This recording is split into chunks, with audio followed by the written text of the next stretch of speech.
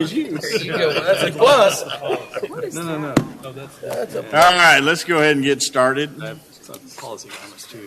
We appreciate y'all being here today. This is the Kendall County Bernie Fair Oaks Transportation Study Committee meeting of May the 17th, 2022. We've got a little bit of a different, a little adjustment to our agenda.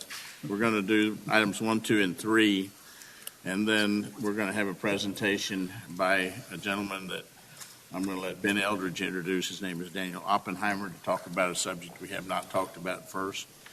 And then we'll have Jeff and his team present the traffic model. And if we get to the policy section, I believe we will be talking about that, but we're not going to take any action on that today. You have something you need to say now? Two people are trying to log in and they can't. I don't know how Daniel got through. They're trying to get on Zoom and they can't. So yeah, Daniel got on because I sent him the link that I just got from Northern. So.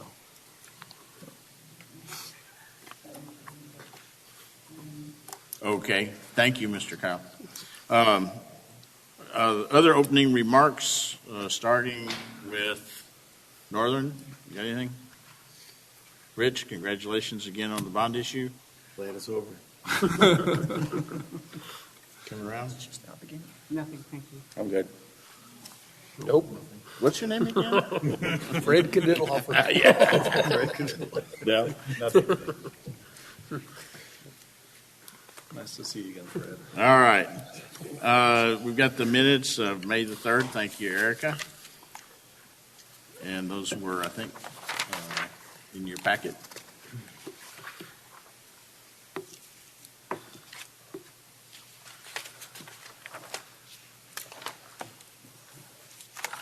Thank you for that motion, Gary. I know you're dying to make it. Second.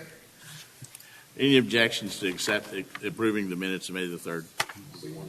Hearing none, they're approved. Now it's time for public comment. Any members of the public like to comment? All right. Anybody on Denise Deaver? You want to make any comments at this time? We'll assume not. Sorry about that. I just got on, so I missed the first part of the meeting. Did you tell everyone that the new Zoom meeting ID is out there on the website? Because I'm talking like minutes ago. No, ma'am, I did not, but I assume that since you found it, others will find it too. Okay, I'll put it out on Facebook. Thanks. All right. All right, well, then we will move on into the City of Bernie traffic simulation model. Jeff, I'm going to turn it over to you. Excuse me, we're going to do Daniel Oppenheimer first. Do that right quick. Go ahead, Ben. Jeff. You can sit here, by the way, but I don't have a chair for you right now. I'll find one. All right. Yeah, so thank you. We have Daniel Oppenheimer joining us today. He's with the Hill Country Alliance. He's on the staff, and he's also in charge of the Sentinel Landscape Program at Camp Bullis. I'm very involved in that program. I'm on what they call the core team. I'm not going to say that that's, it's a great group of people. It's not highly selective. So, it's a great group of mostly environmentally minded folks and military folks and some people from ACOG, regional governments, so as well as chambers of commerce. So anyway, so it's a really big group of people who seem to share the interests of assuring our military readiness at Camp Bullis. And again, Daniel Oppenheimer's kind of heading up that whole effort. So you all at the last meeting were expressing an interest in learning more about the Sentinel Landscape Program. And so I told Don that I would invite Daniel to come talk to us, and here he is. So Daniel Oppenheimer, would you please just grace us with some information about the Sentinel Landscape Program, as well as how transportation planning might play into, or what are the things we might want to consider to assist the military in this regard? Sure. Well, good afternoon, everybody. Thanks for the opportunity. Can y'all hear me okay in Zoom land? Yes. All right. I'm going to see if I can share my screen. I've got a presentation that I've whittled down to about 7 minutes. Is that too long, too short, just about right? Perfect. All right, let's get this thing going. Get her on time. Yeah, thanks, everybody. I'm here to talk to you about the Camp Bullis Sentinel Landscape. This is a relatively new project that a couple of local partners, including the Alamo Area Council of Governments, Texas A&M Natural Resources Institute, and Hill Country Alliance kicked off back in 2021. Talk to you a little bit about that project and potential opportunities to coalesce with the work y'all are doing around transportation. So again, I work for the Hill Country Alliance. We're a regional nonprofit organization, work throughout 17 counties that comprise the Hill Country to conserve the natural resources that define this area. Our program areas focus on issues related to land, water, night skies, and communities. And you can learn more about us at hillcountryalliance.org. So what is a Sentinel Landscape? If you hadn't heard of that before, I wouldn't blame you. It's a relatively new program. This was an effort started in 2013 by the U.S. Departments of Defense, Agriculture, and Interior, based on a simple recognition that just like the rest of us, whether you live in downtown Boerne or San Antonio or out in the rural hinterlands, we rely on natural resources, and so too do military installations. And so this partnership is looking at how can we strengthen military readiness and national defense by conserving natural resources and agricultural working lands around those military installations. Again, it's a relatively new program, and prior to this year, there were zero, that is to say no, Sentinel landscapes in the state of Texas, and I'll talk in just a moment about what it means to actually be recognized as a Sentinel landscape. Before I do that, I just want to mention a little bit about Joint Base San Antonio's Camp Bullis. Camp Bullis, as you all know, is located in northern Bexar County, straddles the Edwards Aquifer recharge and contributing zones. It supports 266 mission partners, and through that training mission, supports all Department of Defense enlisted and officer medical training. And Joint Base San Antonio contributes approximately $41 billion to our state's economy annually. So let's talk a little bit about the Camp Bullis Sentinel landscape, what this thing is, why it matters, and why we're talking about it today. So again, local partners came together back in 2021 to start talking about how can we protect some of the natural resources around Camp Bullis in a way that not only supports and sustains the military training mission and national defense, but also supports some of the community needs in a region that I need not explain to y'all is rapidly growing. And so there's a number of resources that are important for the national defense and military readiness. So just like we draw our drinking water from the aquifers, whether we live in small towns, big cities, or out in an unincorporated area, Camp Bullis draws its drinking water from the Trinity Aquifer. And so what that means is when we're talking about water conservation and groundwater protection, that really brings in the fact that this is now really significant for our national defense and military readiness. Similarly, we talk about dark night skies in a variety of contexts for quality of life, getting to see the stars at night, for bird migration, but Camp Bullis also needs dark skies at night for nighttime training. So again, a lot of these conservation issues that we've all been talking about for years, we're starting to realize they're important and have this important tie to national defense as well. Similarly, the partnership is looking at not just how to protect water resources and preserve dark skies, but how do we mitigate stressors related to drought, flood, and wildfire. And so with this sort of shared set of goals of protecting certain resources and mitigating stressors, a bunch of partners came together and applied to become a Sentinel landscape, which is a recognition that's given out by a federal coordinating committee comprised of those three departments. Again, Department of Defense, Agriculture, and Interior. And just in February, a couple of months ago, we became the first ever Sentinel landscape in Texas. So you might be saying, great, you've said that word a bunch of times. What does that mean? It means a few things. One is that by being recognized as a Sentinel landscape, We received several years of funding for a full-time partnership coordinator who works with now nearly 50 organizations and agencies to make sure we're coordinating and collaborating across the focal area. You can see in the map delineated in the purple boundary. It also means we now get priority consideration when chasing after funding from the Department of Defense, Department of the Interior, and Department of Ag. We still have to, again, chase after that money, but now we do so with priority consideration. And let's circle back to that because there might be some opportunities for how we can support what y'all are doing within Kendall County with that priority consideration.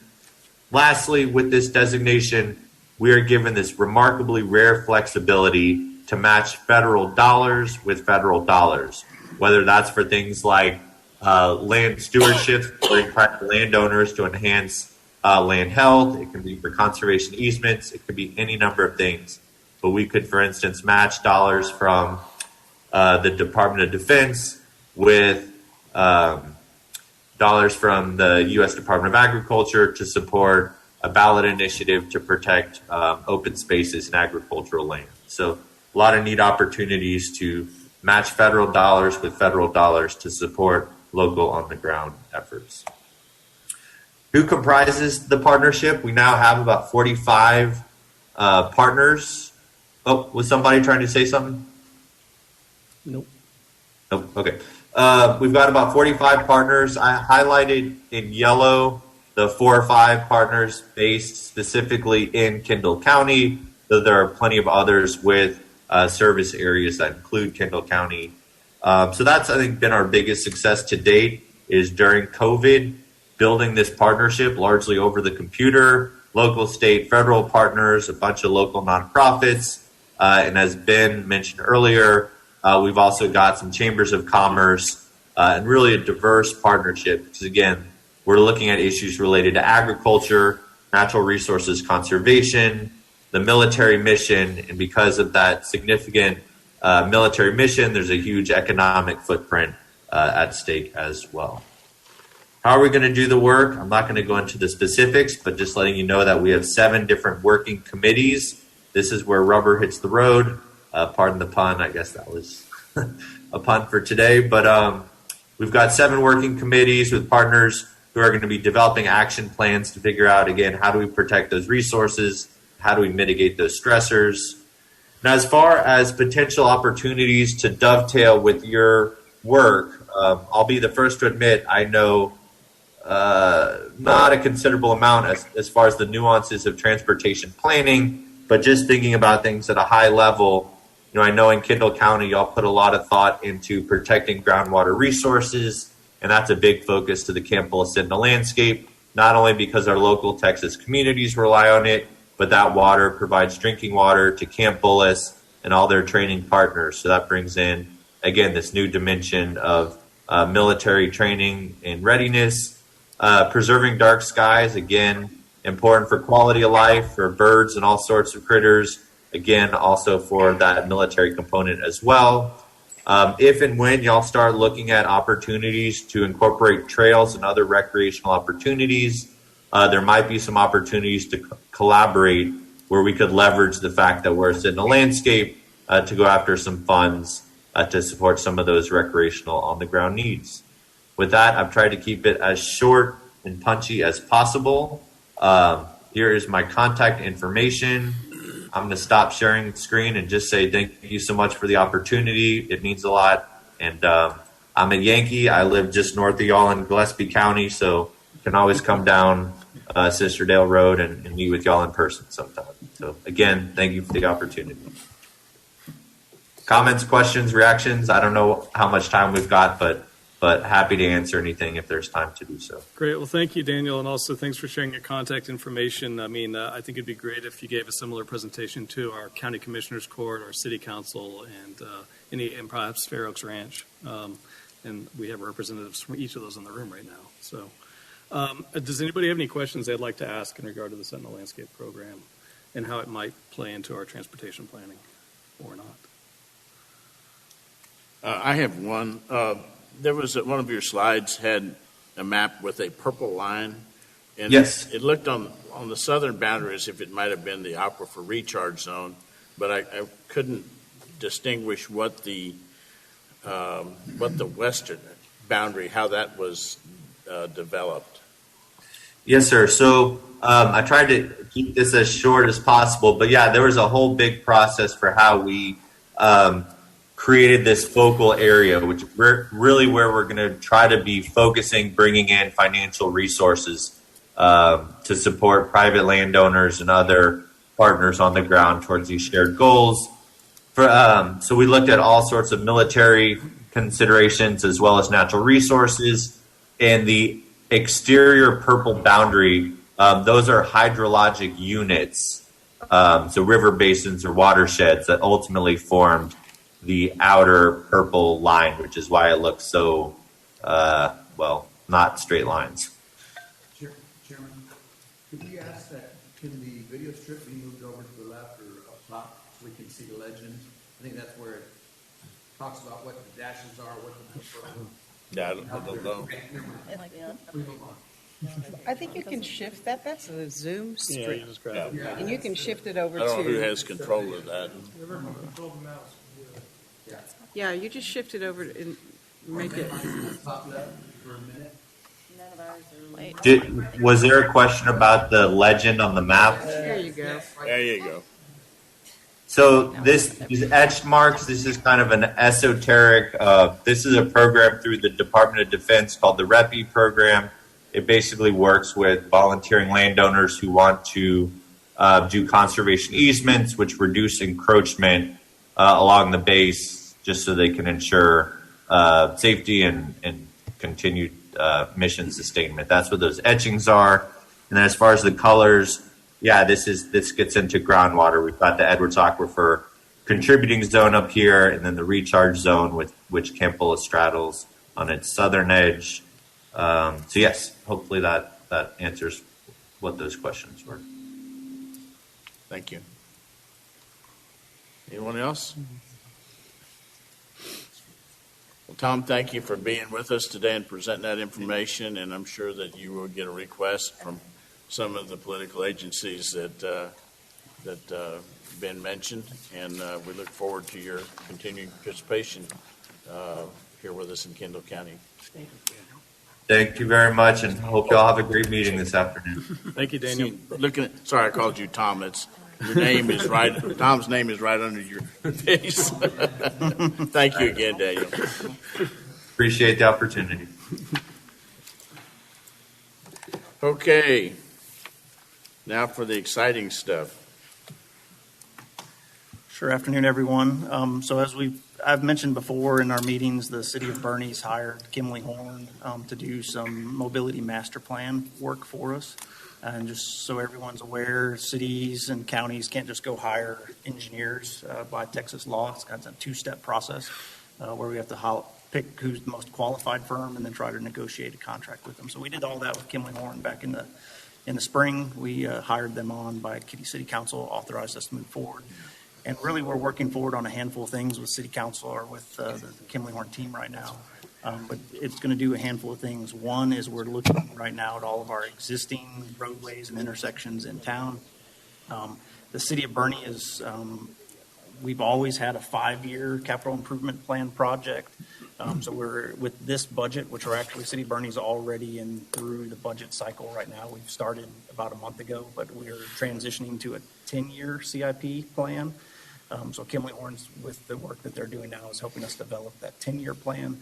But so far, they've really studied a lot of the roads and intersections, and I'm going to pass it on to Devin Simpson with Kimley Horn to talk through some of the transportation models that we've put together. Hello. My screen should be up there shortly, but I'm Devin Simpson. I'm with Kimley Horn. Amy Avery is also here with Kimley Horn. I think some of y'all may have known her. She presented about a year ago to y'all on the wide nodes, narrow roads concept. But as Jeff said, we've been under contract now for about 6 months.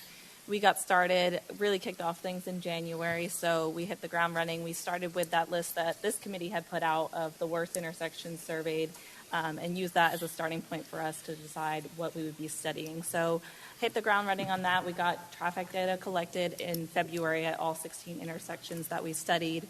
We had our first public meeting in early March, and we've actually got our second public meeting this evening at 4 o'clock right after this. So we've been moving right ahead on it, and as Jeff said, we really dove into the intersection analysis. So I'm going to present some of that here today. We've also got the traffic models, so we can watch the simulations of those. But I'm just going to dive right into the data.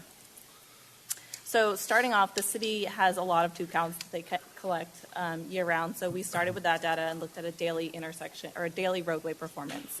So that's what you'll see on the screen. We broke these into 3 buckets. So green is performing quite well. Orange is that LOSD. It's operating okay in terms of industry standard, but probably on that verge of going to be failing in the next 5 to 10 years. And then red is your level of service E and F. So looking at this, some of these may be surprising, some of them not so surprising. This is looking at a daily capacity. So this isn't looking at your peak hour, what most people feel the most and experience the most. So of these, you've got River Road, you've got the southern end of Esser Road, you've got Old San Antonio Road, a portion of Johns Road, and a portion of Scenic Loop Road on the northern end of I-10 that are below capacity or above capacity right now. So diving into the intersection analysis, we looked at 16 intersections around town. So some of those that were on that worst intersection list were I-10 intersections. We decided to omit them for the sake of all the construction going on, and they're not intersections that may be performing like that a few years from now. So we wanted to look at the ones where we could actually provide short-term solutions for right now. So these are our results. What you'll see here, and if I need to zoom in a little bit, let me know. I'll scroll in just a little bit. But at each intersection, we have a circle. So the top half of that circle is actually a half circle, and the color indicates the level of service. So that deepest red is going to be your level of service F, your green is going to be your level of service A, yellow and orange being in between, and then the bottom half of that circle indicates the PM peak hour level of service. So looking at this, I don't think there are a ton of surprises here either. You've got Herfin River that popped up as our worst intersection. Some close seconds were Scenic Loop Road and Cascade Cavern, Charger Boulevard and SH46, and then up Adler, Sisterdale Cutoff, and Main and School Street. So this is pretty consistent what we heard from the public when we went to that first public meeting as well. We had some feedback from the committee as well, and this is all consistent with what we were expecting to find out there today. So we took all this data, combined it with the data that we heard back from, I'm going to jump ahead here for a second, combined it with the data that we heard from the public after that first public meeting and created it into a ranking system. So this is all data driven. This is based on existing analysis results. This is based on what we heard back from the community. The community was able to rank what their priorities were, and we took that into data. So, for example, preserving rural character was one of the priorities that we heard that floated to the top of what the community wanted. So roadways that are in rural areas and roadways that have a low number of lanes, so not your 4-lane divided highways, those were given a higher priority and a higher score. So that was some of the ways that we ranked what the public said. They took this subjective data and gave it a quantitative number to it. So jumping back, this is our roadway projects that we resulted in after that analysis. We've got that in map form, and then we've also got it ranked out. A lot of these here, so you'll see kind of 3 things that tend to reoccur. You've got corridor studies. Those are the roadways that are really complex, and we think that they need further study just based on the volume. There's some more constraints to them. School Street is very narrow. There's a lot of topography. There's just more that needs to be looked at there. This is a high-level study, and we don't want to be making recommendations at this level when there's more that could be looked into there. Similar with River Road, a corridor study was recommended there. Some of the other things that you'll see are widening and realignment. So realignment, that's going to be smoothing out curves. You've got a lot of streets that have some 90-degree curves, making that a little bit safer. And then your widening, that's just bringing it up to standard. So if your collector roadway width today is not currently up to standard, then that would be bringing it up to whatever the current code says. So those are the general categories of the roadway projects that we've got. And then on this is our rankings here on this next slide. And all of this information, it is now on the project website. This is all the information that we'll be presenting at the meeting after this. So feel free to go visit the website after if you want to dig in a little bit more on the results. But this is all the scores ranked out based on that data. And at the bottom of each of these sheets is some of those categories that we scored based on. jumping ahead to intersections, I think that's what everyone's most interested in. Similar approach, so same with those categories that we heard from the public. One of the categories that was really floated to the top for everything was, how is it performing today? Because you could have folks saying, we really want improvements at this intersection, but we really focused on, well, is there actually a need for it today? So some of the things that floated to the top, River and Herf, I think that's no surprise. River and Main Street, that floated to the top as well, and Charger and 46. So those are your top four. Some of these we did mix in here, having some short-term improvements, because there are some intersections like River and Herf, for example, that have a lot of constraints. It's going to take time to redo that intersection if you're talking about major turn lane improvements, just because of the bridge, the drainage, all the considerations that are going to take place there. And I will add River Road and Herf Road, we are still looking into additional improvements there, just because it is such a complex intersection. There's a lot that could be done there. So we are still diving in deeper, but these are some preliminary results for those.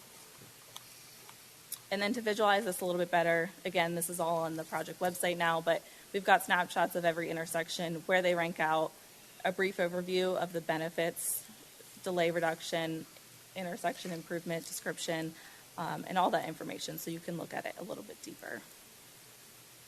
So if anyone has any questions, I'll pause there. If not, we can jump into looking at the synchro model. So you said that this information is on a website? Yes, our project website for the mobility master plan. We just posted it today because all this information is going to be presented at the public meeting right after this at 4 And o'clock. that's Kimley Horn or The City website. of Bernie?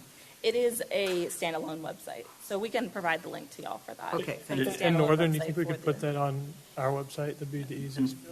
And the city website links to that. So if you go to the city website, it'll link to the project website.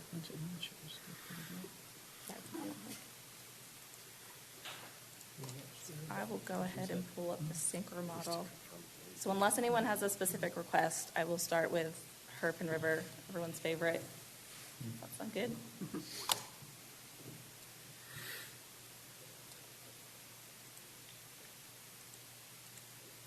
So I'm going to go ahead and put this in 2 times speed.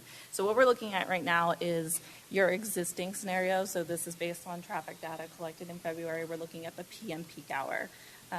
We're looking at this, and I can speed it up and slow it down a little bit, but right now we're looking at it at 2 times speed.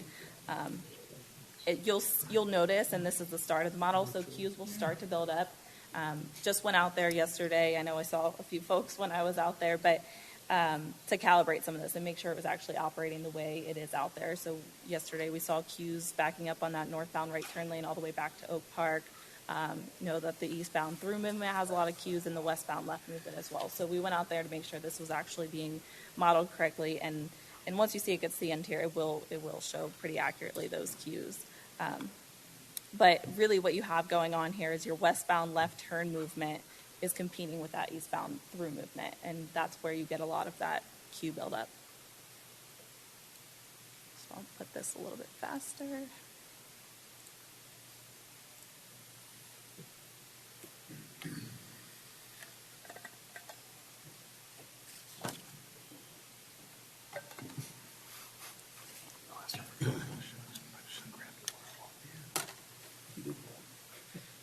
And the traffic that you're showing, you're modeling here, is this average daily traffic, or this is a peak, or? PM peak hour. PM?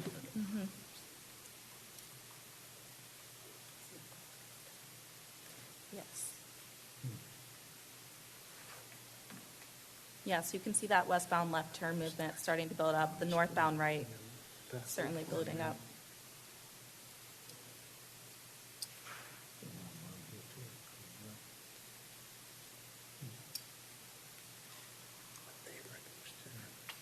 Didn't y'all have one, do you have one with the model, with the numbers on there?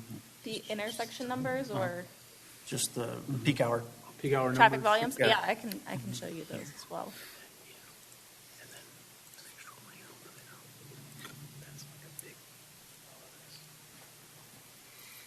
So this again is looking at our PM peak hour volumes. So the numbers represent during that peak hour the number of vehicles that made that turning movement in that peak hour, correct? Correct.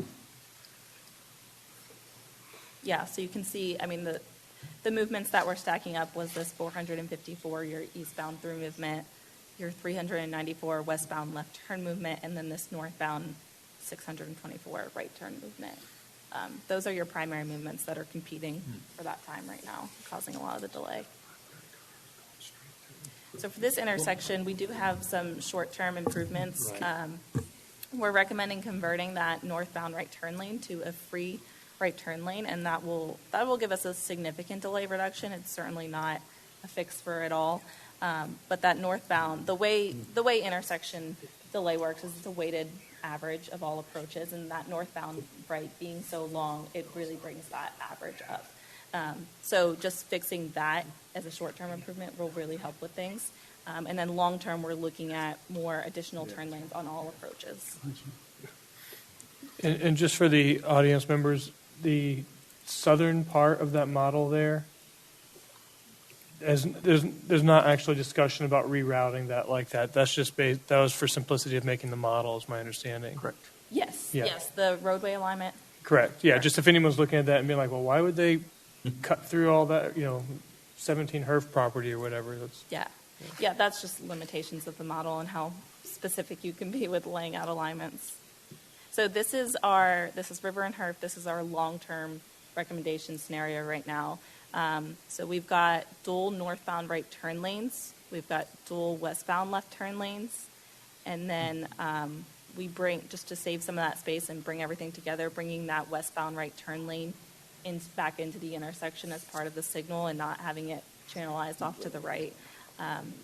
Having on the eastbound approach a dedicated right turn lane, and that saves up a lot of space for that through lane, because a lot of things what we were seeing when we were observing as well was that right turn lane, those folks are slowing down people in the through lane, so they're in the through queue until they get up to that right turn movement, and then they're getting out of the queue, but it's really holding up people from being able to move through the intersection. So you're still not considering a dual left turn lane going east on 46 on A southbound dual left turn lane? At this time, we're not, based on the traffic data, but like I said, we're still looking at alternatives. No. So this data that we collected was from 4 to 6 p.m., so this is based on peak hour data.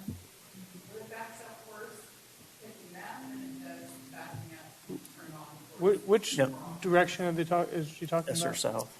Yes, sir. Southbound 46. on South on Esser, So turning left right there. turning left, because those two lanes, they get all choked up. Yeah, that's a really bad. It becomes a one-lane road right there, rather than Correct. two lanes. It stacks so that the right-hand turn can't be made and the straight can't be made.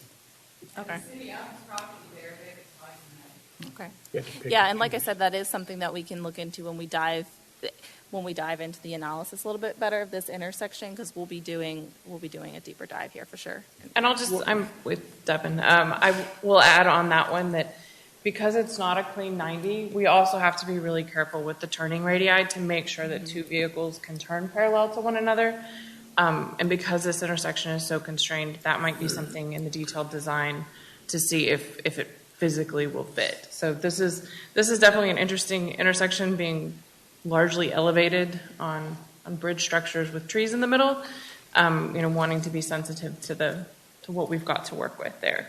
I will also say, since you guys wanted to dig into volumes and see some of those, a general rule of thumb when we're looking at a controlled intersection, so a signalized intersection, when you're looking at a lane, the rule of thumb capacity, it's not exact, but is 500 vehicles per hour per lane. So when you see that northbound right turn that was 624, you guys have really good memories. I was like in the 620s. That's showing that is over capacity. So that delay we're seeing is not a surprise because it is exceeding that 500. So anytime you get over that, it's just harder to squeeze it through. And when you have multiple movements, which we don't in this peak, but a lot of them are really, really close to 500. When you get really close to that, you're trying to decide among the different approaches how you're going to split up the time. So it's not, doesn't say over 500 is definitely bad, but when we start to see that, we start to say, hey, we need another lane in order to really hold that traffic. So just because you guys are digging into volumes, wanted you to be able to see, as we look at others, that 500 is that kind of rule of thumb. So when you look at that 287 and that 264, both of them turning off of one lane, That pretty well adds up to 600. Because what backs into one lane. That's Yeah. something that we can do just with the street widening or even restriping. We're taking out that median. That's something that we can probably do easily on the city side. One question I have is on the northbound Herf Road turning east onto 46. In the long-term solution, I thought there had been discussion about making that far right turn protected so you could do it all the time, like having a little curb, something there. I didn't see that in the. So that we actually had a short-term and a long-term solution. So that was our short-term solution. But you take it out in the long term. Take it out in the long-term. So, and it will, so once it's a dual right turn in the long term, that will be protected. You can't have an unprotected dual right turn movement. Right.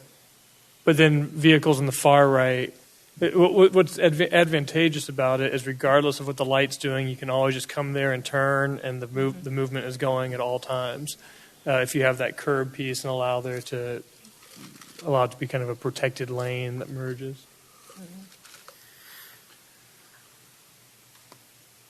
Do you want to talk River and Herf, or Yes. sorry, River and Main? Yes. So again, so we've modeled, the model has 16 intersections all over town. Yeah, so River and Main, so this again, going back to our existing scenario, the big issues we see here is that buildup off of River Road, trying to make that left turn, and then your southbound left turn movement. Right now on Main Street, you've only got those two through lanes. One is that shared through southbound left, and that is where you see a lot of the buildup. It's essentially acting as a left turn lane. Not many people can go through there today. So I'll speed this one up a bit.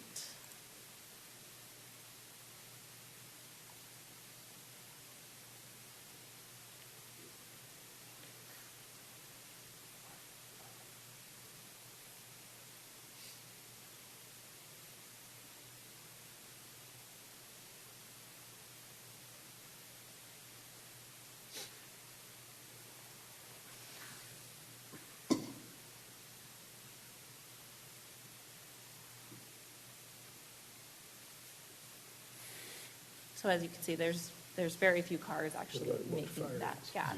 The southbound movement is not protected, so they don't have a lot of time to make that left turn movement, which is holding things up. Can you share those same numbers? Yes.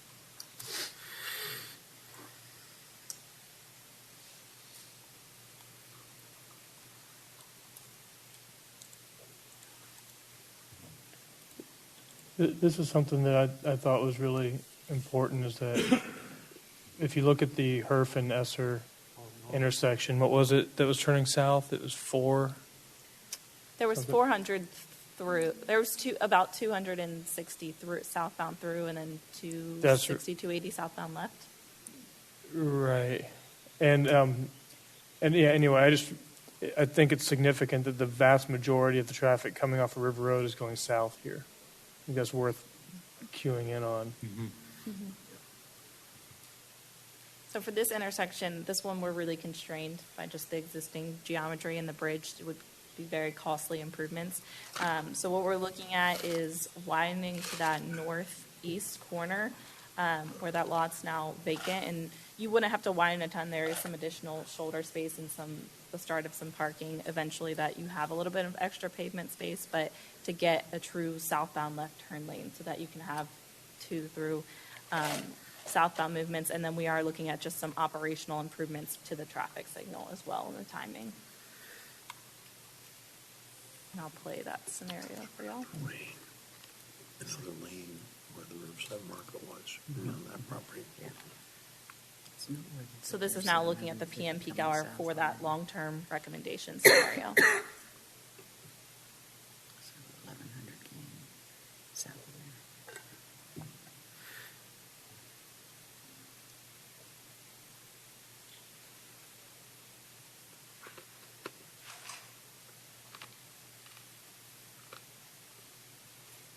So your traffic flow through there is for the hour?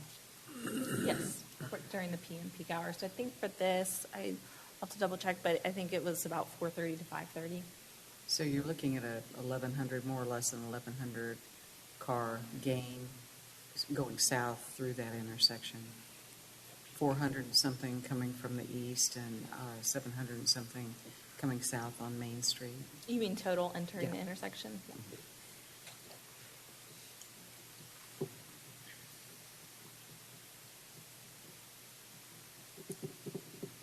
I'll jump on to another intersection. Yeah. Jeff, do y'all want to go through every intersection, or how would you prefer to? We can just hit on some of the top I ones. think we need to look at all 16, but is there any other particular one? Jonah? Can we see the PM numbers for this? Yes. Very same intersection? I want to see what the PM numbers are, please. This is your PM peak hour numbers for Okay. this intersection. If we're going to look at another intersection, I think the Adler, North Main, did they model that one? That'd be the one to look at. Now, before we move away from this one, John, to tag on to your earlier comment, it's wonderful to see a simulation based on data that's believable. In the infamous study that precedes our gathering, there were comments being made that the vast majority of people coming in River Road from New Braunfels direction were heading out to Kerrville. And anybody who lived here knew that was not even close to being the truth, and here the numbers substantiate the fact that they are not. People coming at that intersection on River Road are, in fact, headed south. And so the data integrity is really, really impressive here. Just wanted to throw that out there.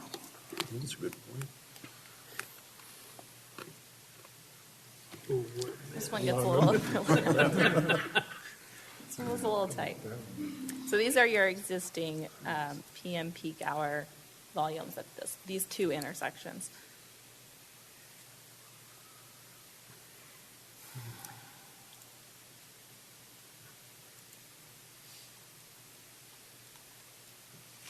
The fact that the computer software looks that messed up there just tells everything you need to know about it. So this is existing conditions PM peak hour. Yeah, chocolate mess. Interesting, the numbers weren't that high up here, but the road structure is so bad. It's chaos. Exactly. Can you give us the numbers on this cleaner look at the intersection? I can, yes, actually I can fix that for you real quick. Oh dear, it got worse again.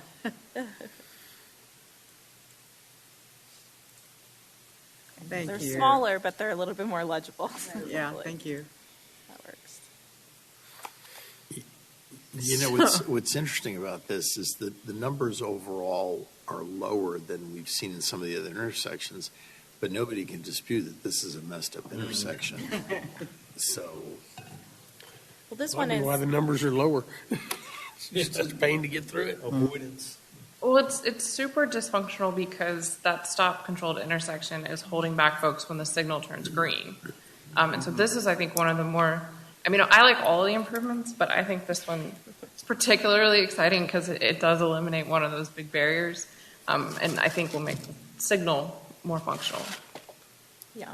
So in the short term, we're looking at converting Adler to be more continuous free flow into Main Street.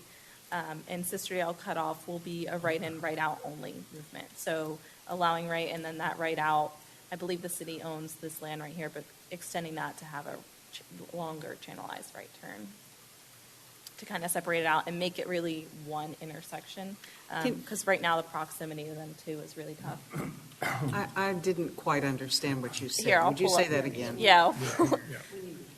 And I will say the model has some limitations, so it's not going to look very pretty in this scenario, but. Doesn't look pretty right now. Yeah.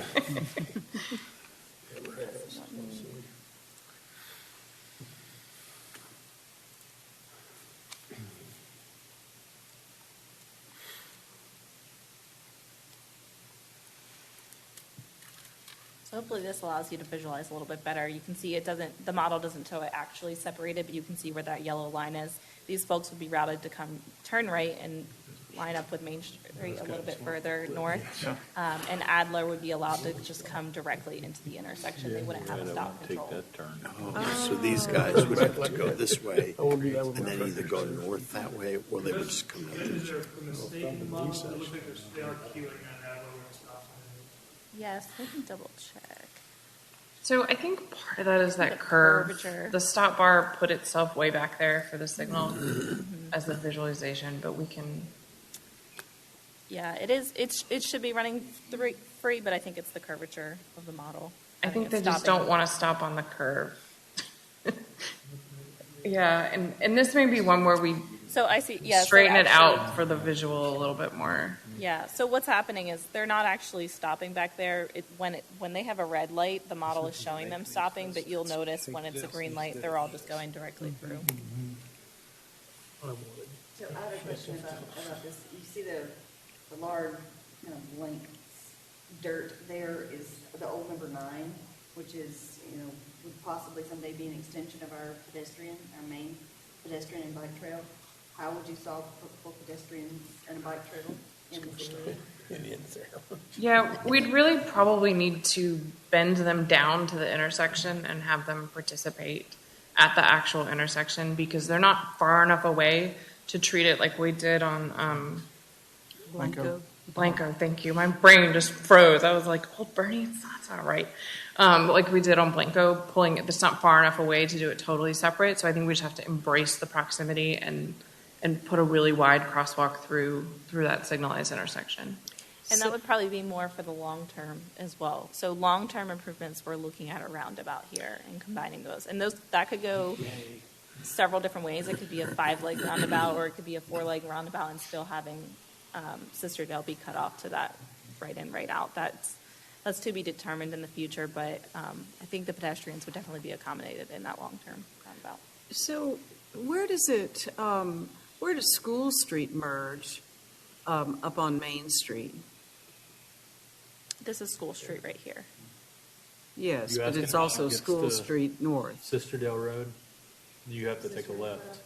Oh, how do they go? In this short-term scenario, yes, they would not be able to go through. They would have to come, make a left, and come up here and turn right further up at Sisterdale. Oh, they would have to turn right? They Turn couldn't left merge onto onto Main Main? Street and then Turn left on the main, and then main on onto Street. Gotcha, Main and gotcha. up to Sisterdale. And so why wouldn't you do a roundabout from Adler across and merge onto School and take it up there? Are you talking about combining these? So we're looking at, I'll just bring up the long-term solution. So we are looking at combining this intersection in the long-term solution with a roundabout. Yeah. It will be a dual-lane roundabout, and it's going to be a complicated one, especially if it's 5 legs. So that is something that in the short term is not as feasible to construct.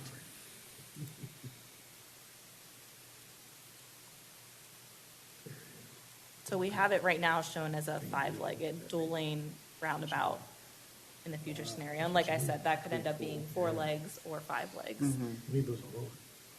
John Kite warned us, we're not smart enough to figure these out, but I beg to differ. Well, I think we just wouldn't want this to be the very first Yeah. thoroughfare roundabout. Some starter roundabouts that have 4 legs and maybe not as many lanes. Start with an easy one first, teach the town. and then- Exactly. Training wheels? This is good. This is a real good. And we do have some smaller roundabouts we're recommending. There are some smaller options. So the geometry on this one, again, is modified for the modeling purposes, and it's going to get a little more complicated when you actually put it on the ground, I think. Did you look at that in more detail to make sure that we Yeah, can I do think, this? isn't this one of the ones, Jeff, that a more detailed schematic was done and actually shared with TxDOT, and that's where a lot of the feedback for, maybe not the first project out of the gate came from, but they didn't tell us to go home, so, Well, that's pretty good for Texas. But yeah, that was based on actually a schematic level design. In that regard, then, that picture your recommendation to TxDOT is they come up with the concerns about utility relocation and a service station? The gas tank. Yes, that was one of TxDOT's big concern was the gas station as a right-of-way acquisition. But this is outside of that. This is just for modeling. Yeah, but that's what got me worried about. It's like, well, you didn't get the gas station. Oh, well, it's because the roads are wide. Graves too. Again, That's not controversial. So we're going to start with the interim improvements of straightening it out and simplifying a little bit. Well, and I had a question about that interim improvement. Sure. I think one concern that the community is likely to have about that interim one is the challenge for people in town accessing those businesses easily when they're driving north. Right now they just hop on the cutoff and go right up there. There's the Bernie Star that has a building up there. And there's a new restaurant up there. And there's a restaurant. There's several businesses right there. And what I had thought conceptually is those businesses might be less opposed to cars having to leave the long way, but being able to get there the easy way seemed like it might be more appealing because once it's easy to get there, you just drive around and leave. But it might seem like a bigger barrier to customers to go the long way to get there. And so to that end, we had played around with the idea of making it a one-way road, so just all the traffic goes north on that cutoff. So I think one of the challenges with that is just you're putting that decision point so soon after coming through the intersection that we aren't really getting that throughput increase that really is where the big bang for the buck is in doing that. So if I were going to pick one direction in which to one-way it probably would have been southbound just based from an operational standpoint, more like as shown here. And we could have it so that folks can participate in the intersection and turn right there. That was one of the things that we looked at. But that left turn is what really kind of starts to mess it all up. Stop sign on Adler. Exactly. Yeah. So to get rid of the stop sign, we could have a really close right in, right out. So you could still get in the signal queue if you're one of the first few people with that bypass as an option. But that left is really what was just constraining it. Could you go back to your interim solution? I think that's. Oh no, wait, that's not this. That's one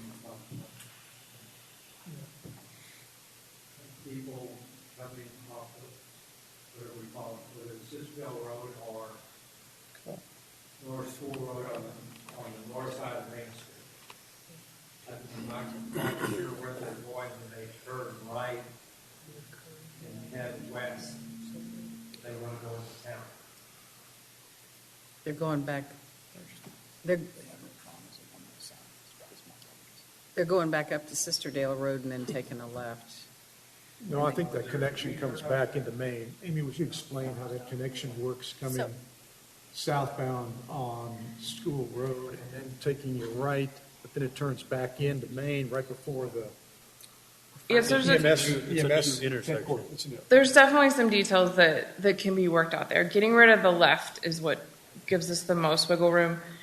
We could give people an option to still participate, bypass if they want to go north, if they want to participate in the signal, for lack of a better term. There's still going to be a very short throat length there. So there might not be very many people that get out per traffic signal cycle. So it's not going to be a fantastic option to have them still get there, but that is definitely one of the things is we're looking at trade-offs between, preserving that connectivity versus, really juicing as much out of the intersection as we can.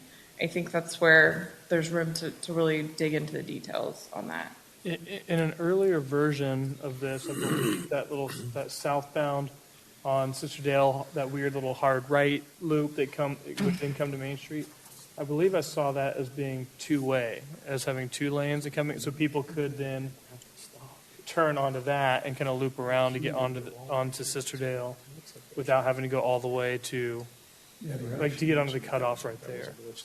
Mm-hmm. So yeah, that little curve. I mean, and I believe they had it coming in sort of across from the entrance to that shopping center, or one of the entrances. Right there. Okay. Oh, okay, gotcha. So that'd be So two like lanes, a you could hooded turn- left where you could bail pre-intersection to Yeah. get to it? Okay. Yeah, so if you're on Main Street going west, northwest, Mhm. you could pass the Adler turn, then you could turn right onto that and then curve around and get onto Cicerdale cutoff. Yeah, and if we did that, we definitely would need to, I guess, fully divorce that from the intersection. Right.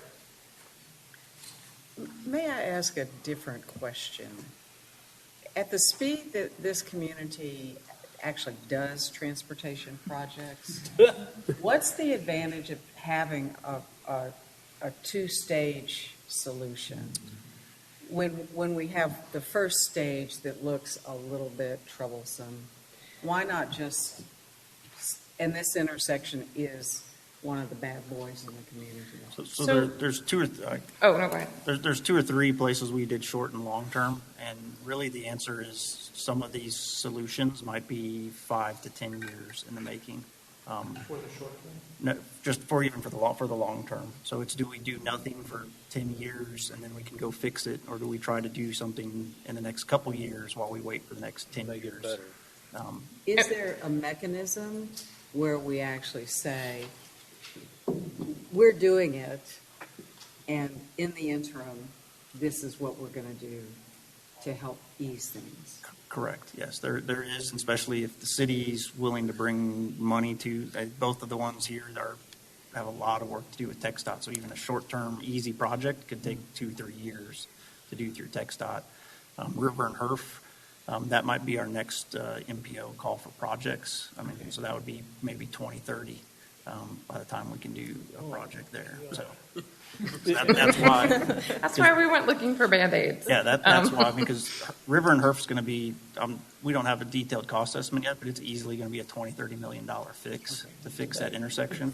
And so that's going to take years, and we've had problems, TxDOT's had problems in the past with landowners adjacent to that intersection and right-of-way, so that all depends on whether we'll be able to get right-of-way. Any of these improvements really require right-of-way acquisition. So this isn't CIP money, this is MPO. Correct. So the short term would be something that the city can do ourselves and maybe join with the county. And then the long term would be state and federal money. Okay, thank you. And as far as the roundabout learning curve that we talked about, there's one at Cascade Caverns Road that has been planned, approved, that's in construction or at some point. And Jeff, can you remind me what the date of completion of that one would be? Sure. So the San Antonio and Cascade, that was our current MPO project. That's looking to start construction in 2025. And that'll be about a year and a half construction. So end of 26, early 27, we'll have Cascade Caverns fixed. But I think, as Devin mentioned, there's a few others that are not as hefty or messy. For roundabouts? Yes. Yes, so one of our long-term solutions at Esser and Adler is around a single lane roundabout. So that's kind of a small, easy one. Oh, that's a great one. The footprint would be a lot smaller and it could be a quicker. Can you show that on the model? Can you zoom over? Yes. Before you do that, I have one more question. Sure. If we go back, I'm just trying to get my arms around, if we go back to the south end of what you're calling the Cicerdale cutoff, where we have that hard right-hand turn. Early in our discussions, we talked about capping off that street and making it a cul-de-sac, right? And people learning to go back to 1376. Yeah, can you put the volume on this one? From Yes. that north side. It should not go down. So, and that is definitely an option. So when we were looking at who that would displace, those 72 right turners, we were just balancing it out. But I think that's definitely still an option. The right in, right out option, we'd be able to keep those 72 people. They could still do what they do today. And the 98 people that turn right, they would still get to do what they do today. So we wouldn't be pulling out everybody. If we cul-de-saced it, we'd get rid of all those people. The point being is if you learn the community, or the community learns that that is not an option. Correct. That once you put it in the roundabout, becomes Absolutely. a simpler Correct, yeah. There are the handful of businesses, but the majority of the traffic is using that as a shortcut instead of going up to the real Sister Highway. Yeah. Yeah, I think ultimately what we found at this intersection is you can do Sisterdale cut off a few different ways and it'll still work, but primarily we need Adler to not be stop controlled. That needs to be the free flow movement, and then you can kind of play around with Sisterdale cut off, whether it's right in, right out, whether it's cul-de-sac, or just shifted further down. I would advocate condition instead of cul-de-sac, because of cul-de-sac, police and fire, when somebody in and out. I mean, everybody freezes when they're going north or south, and they do whatever they're going to please to get where they want. The cul-de-sac is enough to go in. Well, and I think the palatability of not displacing all of the movements, so we're still leaving some of it. And people can see the trade-off of, oh, I can't go left, but that makes logical sense. I can go around. Yeah. Yeah. Would you like an opinion on someone who does that every day? I said, would you like an opinion on somebody who drives it every day? Sure. Okay. My kids went to Currington, so I've driven through this intersection many, many times, but love to hear more. So when I go into San Antonio, I take 1376. When I'm traveling to HEB or I want to do something on Main Street, I take a left turn. I think what's missing here is the fact that the county, forgive me if I'm saying something out of school, Commissioner, but I think the county has plans for increased development on Adler. And I know that there are several developments out 1376 that are going, the Uses Road now, and they're not at full build out. So I think you're missing the future traffic and also the ease of being able to turn left on Main Street. Why not take a left turn lane then? Or either that or take Adler out farther. But just traffic grid alone, getting from 1376 over to HEB on School Street, getting to anything on East Bandera, school is a major artery for that. And getting to anything going to the courthouse, anything along Main Street or going east on 46, that left turn lane, I just don't think you're realizing how much that's used. So I would caution you to look at future development and also just commerce going into the Which left turn are you talking about? The one that's got 124? South on Sisterdale Trail. Okay. This one. Gotcha. Onto Main Street, correct? And also going straight across to get to HEB and the services on. I just want to make sure I was looking at the right one. 165 on your street. You would have to turn to the left. It's in the future. Well, I mean, it's a waste of time. It's a waste of time and energy when you, what I would think you would want to set up more of a grid. Plus the fact, like I said, that if you're talking about Adler, that becomes a major artery, especially if you have more development on that county. Another thing that's impacting that, though, too, is there's no signal at 1376 and 87. So a lot of times, I've taken that same route, and I would rather turn right than go left, because taking a left-hand turn without a signal there is dangerous. Correct. Because you can loop back. I don't take the 6 left. Right. So 1376 for right turns, left turn. If there was a protected left turn at 1376, would it make it easier? Have you seen that drop off? Is that big? Have you seen all of the accidents that have happened there? I think you're talking about a traffic signal. A traffic signal, yeah. That doesn't exist right now. And that may be something that TxDOT is looking at, that intersection. I would just encourage you to look at grids and also look at future development and development of the current changes. Thank you. Yeah. Thank you. So Devin, Do we have the Blanco and Esser? Can we pan over there? Does that have the? Yes. And then I was thinking maybe Herf and Maine, just for other ones that we can show the committee. Yeah, we're at 309 right now. I want to make sure we give Tim and his committee enough time to get into discussion of theirs. Tim, I mentioned we're not going to try to adopt that policy today, but I do want to make sure you get some feedback on it. Okay. Yeah, we can go through these quickly, and I will add, so Blanco and Bentwood and Esser, so this is our existing scenario right now that we're looking at. For the long term, so short term, we're looking at some traffic signal operational improvements, getting some flashing yellow arrows in there, having some better accommodations for pedestrians because of the school. Long term, we are looking at a roundabout.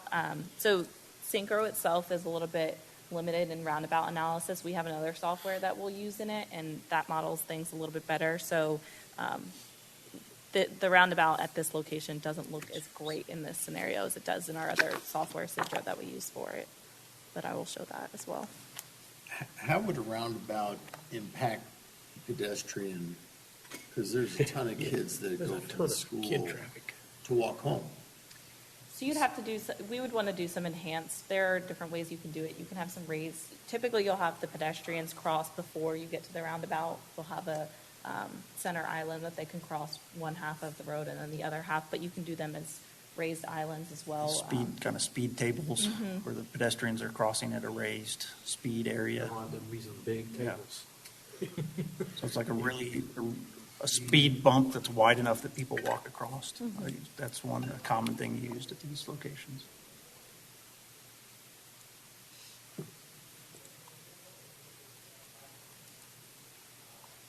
Or you move Metro to the other side of that intersection. That's where they're all going to that parking lot. So it's a single lane.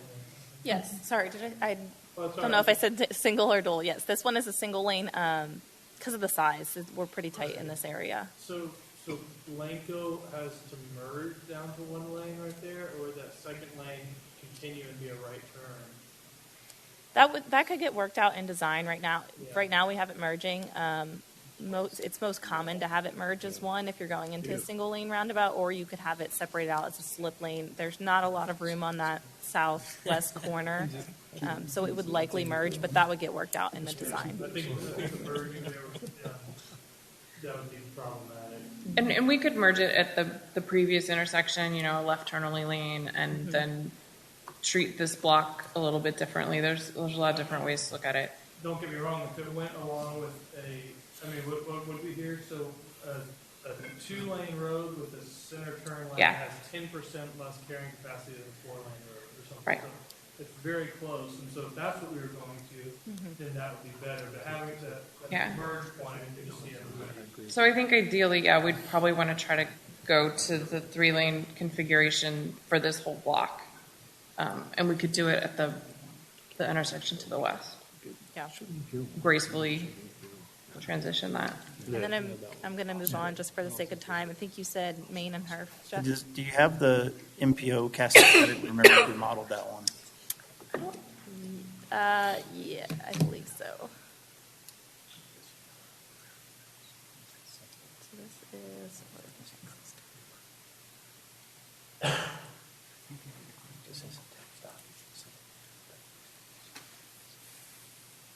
You want, I guess, existing or long-term? Sure, we could just show that.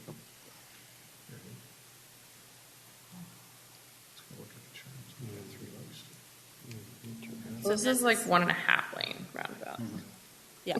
Yeah. So this one has that slip lane as of right now on the north side. So that's why you see that almost looks like a dual lane. And in reality, that slip lane would be disconnected, separated. Yeah, it'll have a curb through there. No.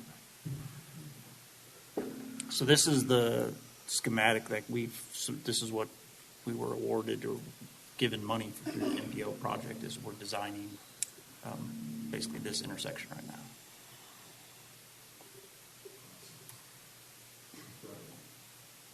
Both of them, Jeff? Yes, both of them. So it's a widening of Old San Antonio, basically from the movie theater south, and then scenic loop from highway to Cascade, and then basically Cascade out to Buckskin. It's kind of the limits of the project we are working on. So unless anyone has any other questions for the team on our models. I want to thank y'all for coming to make the presentation. We have talked a lot conceptually about all of these intersections, and we're still talking about them, and we're trying to put together a plan, long-term, short-term plan, and the important thing is it's getting done, and we've got a long-term, short-term plan.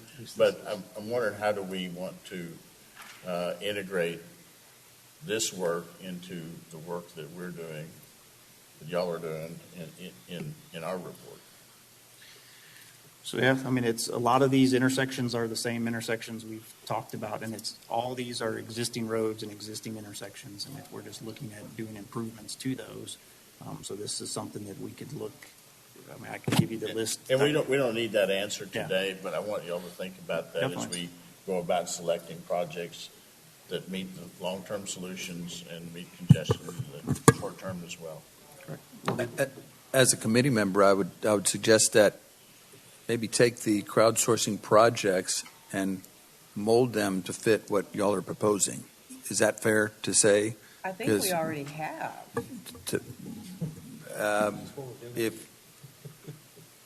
If we've done all of those and their work has been incorporated into those suggestions, then fine. They have all of them?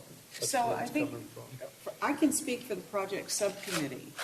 All of these intersections, all of these roads were spoken to. A lot of it came from the city of Bernie. A lot of it is in our project subcommittee report. Okay. It was validated by the crowdsourced materials.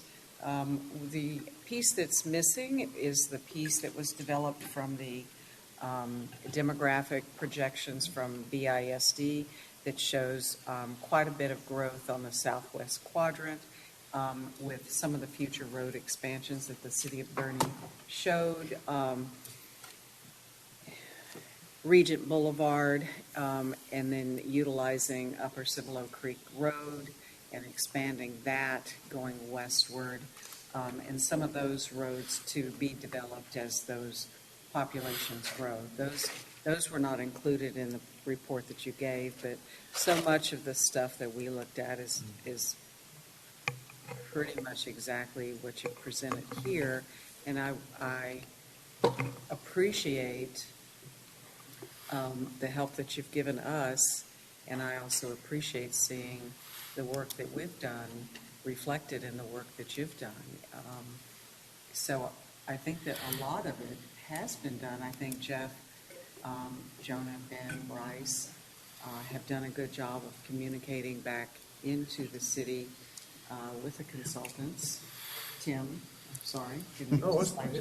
Councilman was just tapping me on the shoulder. And Rich have communicated back to the city with the consultants very fairly. It's not in total, that's for sure. Well, but there were 100 and some odd. I think Bobby brings If they're suggesting 2 right turns, and in the crowdsource, in the project right now, it shows 1.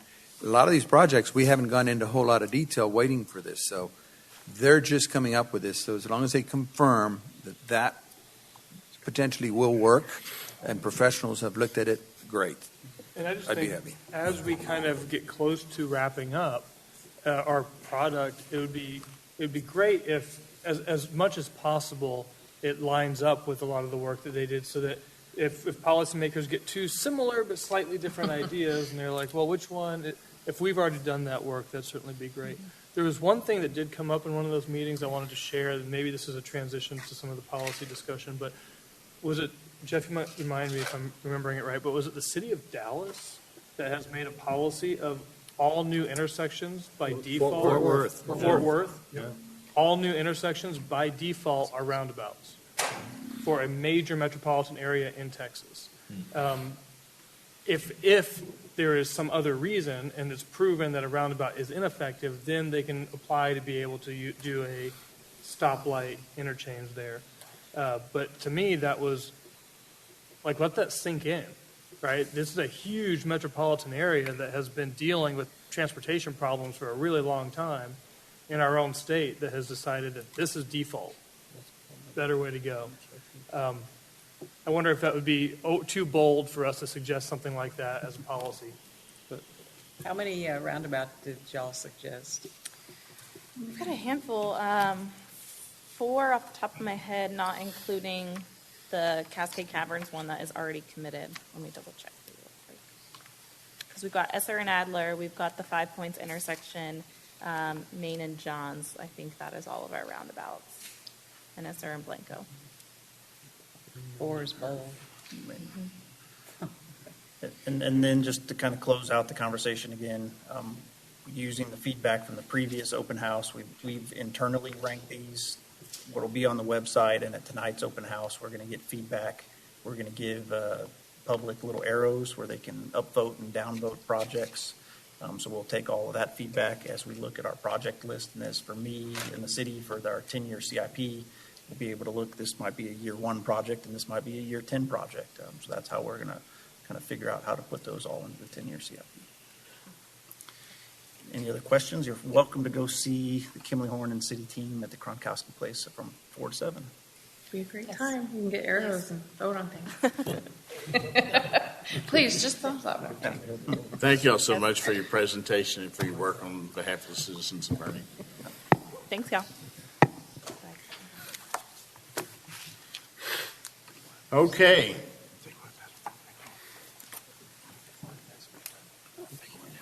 All right, thank you, Mr. Chairman. I'm passing out, or actually I'm being assisted in passing out the red line version of the changes to the proposed section on policy recommendations from the last time this group saw it, which was April 12th. You did get a clean draft and a red line draft that Northern was kind enough to send out, but that red line draft was just the change from one meeting we had in the interim to today. It didn't reflect the changes from the last time this group as a whole saw this document and today's version. So that's what the red line that you're seeing now is. And I'm going to go through this fairly briefly because I want to leave some time for discussion, and it's already almost 3:30. So a lot of the changes, when this was first presented, and Jonah did a terrific job in my absence on the 12th, but I think the feedback, John Kite had some concerns about some language, and the feedback also was it should be a little shorter, a little tighter. And so we've scaled it back some. We've made almost all the, what I would term almost semantical changes that John wanted done. And John couldn't be here today because he just had his knee surgery on Thursday. But I suspect he'll be here when we actually formally adopt this in a couple of weeks. And I hope that he is. And I've got to call John because he called me over the weekend. But in any case, only once? Only once, yeah. But I did email him, so I guess that counts for a response. But in any case, just going through the first page, these are just sort of minor changes.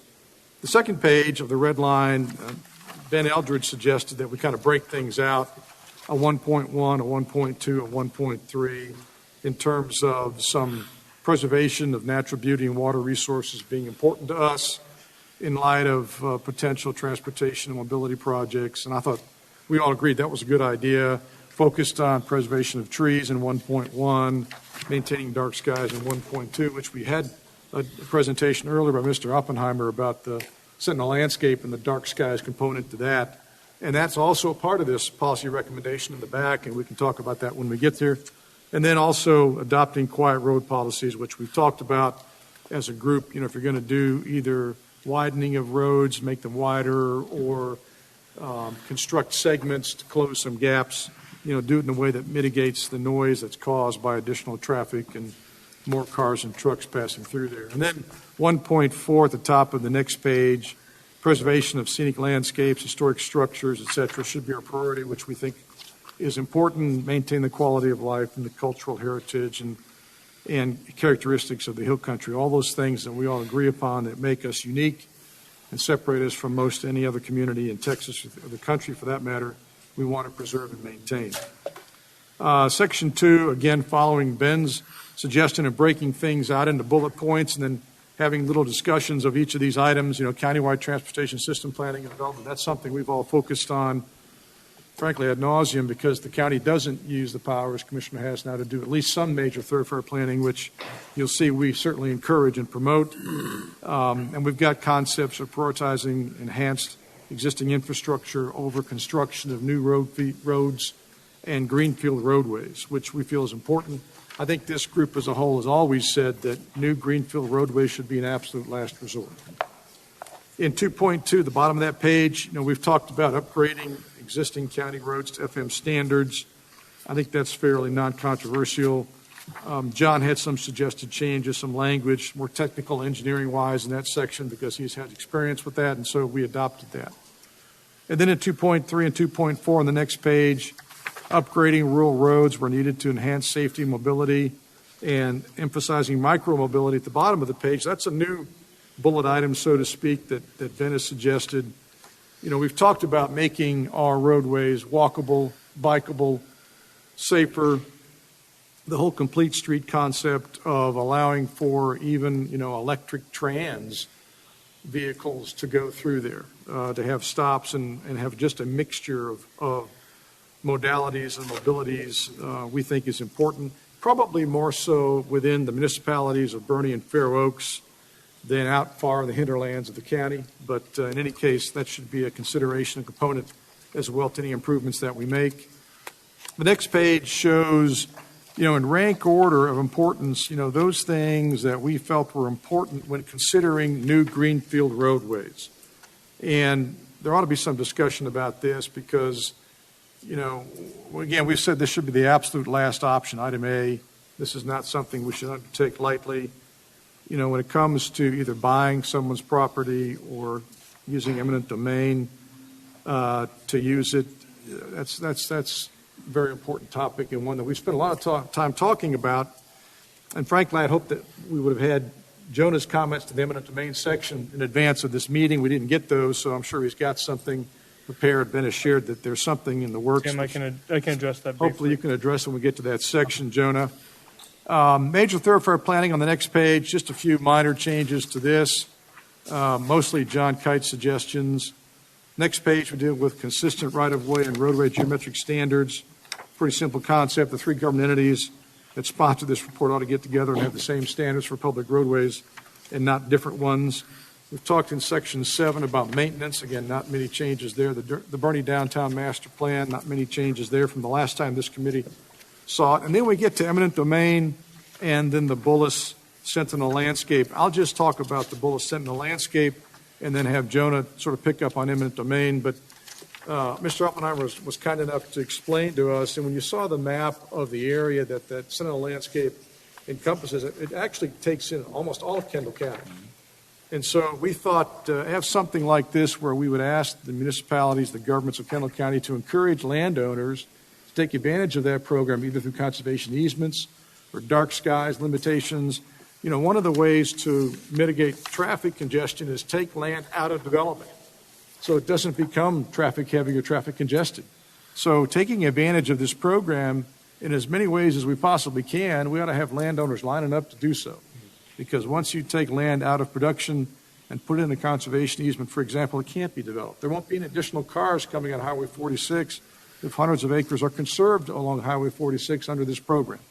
So we think that's a way of dealing with increased traffic congestion, is just don't let these areas develop to begin with. And then we've got a section on eminent domain, section 9. This was language I had just thrown together, cobbled together in advance of our discussion at the last meeting we had a week ago, yesterday, I guess. And then Jonah was going to send some more comments around on this, and I'm sure he's got comments he wants to share on this before the committee as a whole. Jonah?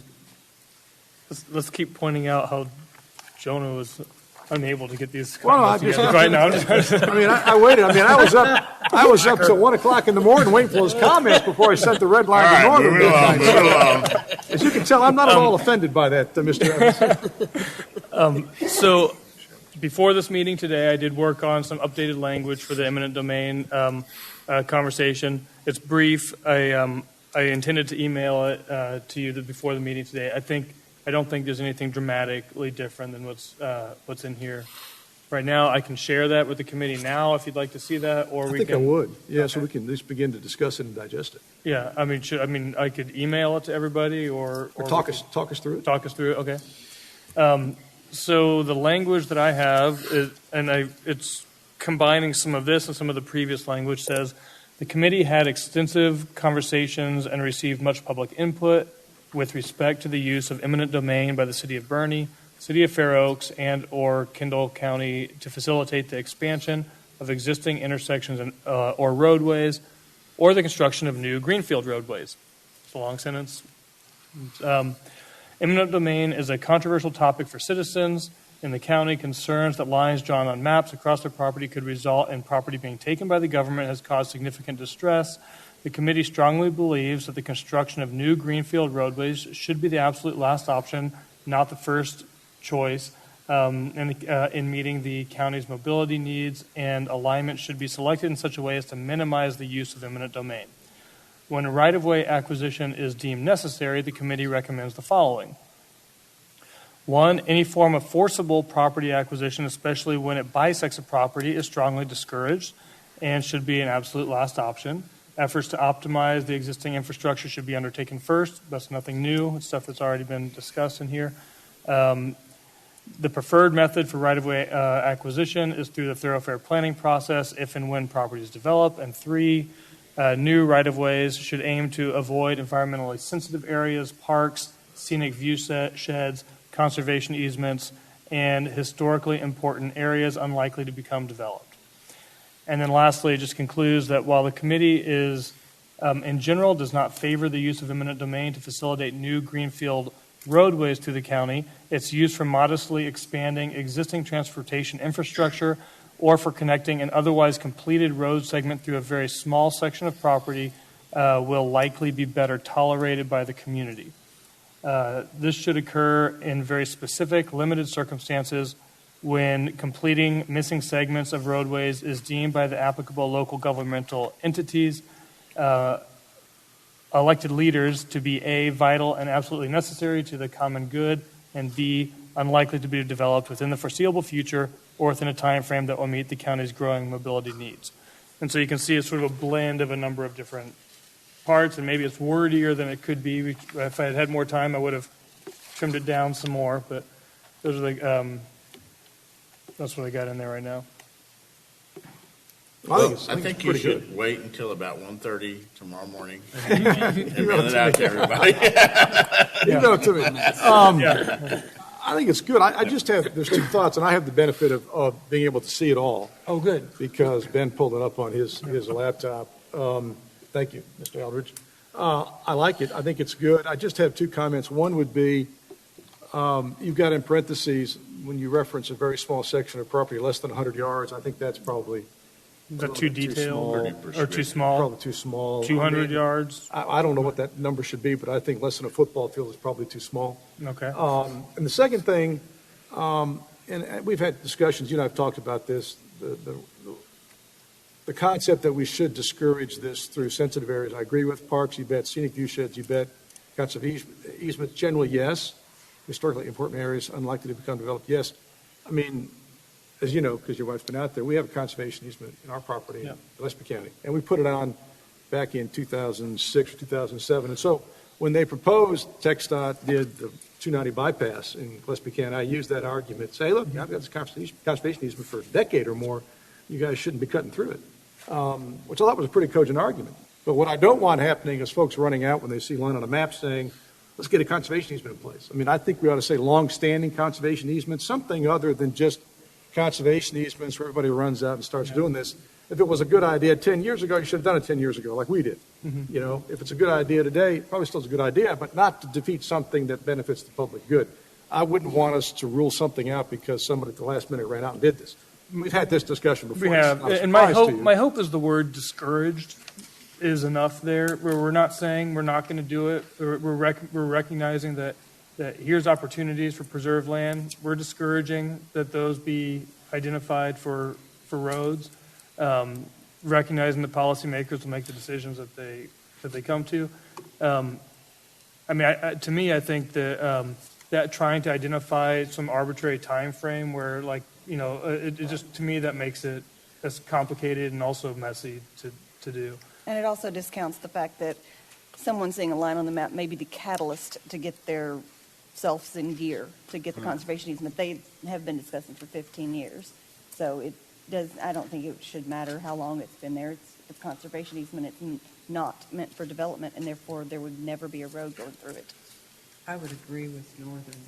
I think there are many people that are caught off guard who hadn't perhaps considered it or delayed acting on it until they realized that they were under threat. Well, they may not have had the controlling authority to put one in. It gives conservation easements the same power as a development has. That's true. If you say that. If you do a development, you can build a road there, right? Because you got to get in there. If you do undevelopment, conservation easement, it should have the same authority, right? And I think I've learned during this discussion over the last few months that it's not possible to run out and do a conservation easement in a hurry. Apparently it takes a long time to get all the moving parts and pieces in place so that it's real. You can do it probably in 18 months, 12 to 18 months. We did. So it's certainly possible. So I know a lot about conservation easements. I just don't know that it's good public policy to say that because there might be the development or impending development or closing of a segment between two properties, that the property in between, runs out there and does this. It may be a moot point anyway, because eminent domain can still take conservation easement property. So it's probably a moot argument. But I don't want there to be an expectation that, I can run out and get one and that'll stop it. This is all theoretical anyway, right? We're just dealing with theoretical possibilities. Would it be possible to kind of explain the universe of options there and just say the committee discourages people from abusing the conservation easement process to stymie the major thoroughfare? I'd support that, certainly, absolutely. I think that's a good way to. I think that's exactly right. What Joan has done, I think, is very good. I just have a few comments, and I think what you're proposing, Don, is a good solution to that. It doesn't put a time frame on it, but yet it's still. And that's the concept anyway. Yeah. I just want to avoid the. I like that. Yeah. But good work. I think this is good work. So is that list, do you think, inclusive enough? The list of the 3 different things I came up, I don't know. I've been really, really busy with work the last couple of weeks, and so I did this in really fast. And so if we have some other input, that'd be great. Committee as a whole, I can think of, cemeteries have a certain protection on their own. Cemeteries would be great to include on that list. Karst formations, recharge features. I think that's included in environmentally sensitive. Yeah, we've already talked about that, And it's mentioned in other sections too. I Okay. was going to say it was kind of redundant, but that's fine. Let it be redundant. It's acceptable language.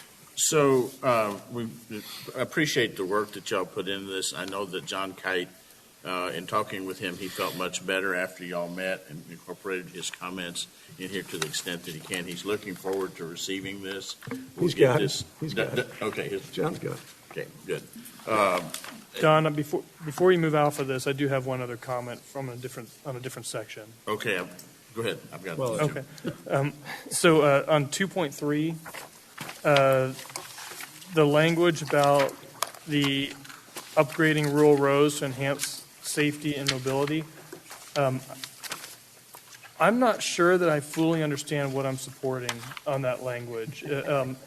And especially the part towards the bottom there where it says pursuing a strategy of upgrading county FM roads where necessary would involve only 2 types of land acquisition, securing additional right-of-way to ensure an overall footprint of no more than 100 feet, which typically would require 20 to 30 feet on both sides of the roadway pavement, and securing additional right-of-way to comply with modern roadway standards where needed. And so what I'm not sure of is what roads are we talking about? And are we, by agreeing to this, are we saying that there's certain roads that we want to acquire 30 feet of right-of-way on both sides of the road? I just want to make sure I understand what we're specifically talking about before I sign on to that. Well, the good news is we're not asking you to sign on today. Yeah, yeah. But these were John Kite's sort of parameters, and I mean, I'm sure John will be able to answer that question. I'm not a traffic engineer, but he felt like, we're not talking about 100 feet of pavement. I mean, it's most of it's actually right-of-way off the paved surface. So I just made a note to follow up with John on this so we can discuss My this. understanding is that what he means is there are a lot of places where the roadway right-of-way is 40 feet to 60 feet. In order to provide a consistent roadway, you might need to widen that right-of-way to 100 feet. It doesn't mean that all has to be paved, or even a lot of it does, but you can kind of clear that right-of-way. That's one way to acquire land for those, adjacent land. But there are cases where you have these sharp bends. One of them was over by Zeller's house, where it's not necessarily getting land on either side, but it's making the alignment comply with modern safety standards. Yeah, I know a lot of people, like people who live out Kreisberg Road, would be pretty upset seeing 30 feet of their frontage, and their gate and their fence and everything knocked back.